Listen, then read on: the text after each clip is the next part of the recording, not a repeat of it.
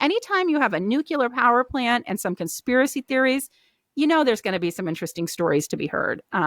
Secret tapes, there's a lot in there that was interesting, but it was just, for me, there was some parts of the promise of what was going to happen versus what actually happened that left me a little frustrated. So that's why I'm only a mild thumbs up. Not every podcast has to be introspective or sort of looking at itself, but I think in this case it really could have used it. Because some other elements of what would have made it more successful were missing. What is the satisfying answer to the mystery of Karen Silkwood?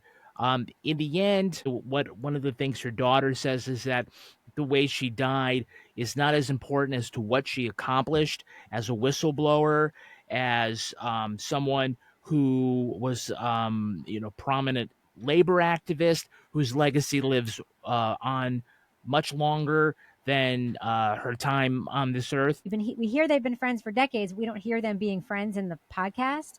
And if this is going to be like a shoe leather, going into somebody's garage, finding stuff. At one point, they find a bunch of files.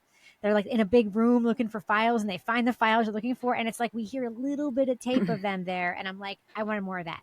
So I think this podcast would have been a much more enthusiastic thumbs up for me if we had gotten more of that.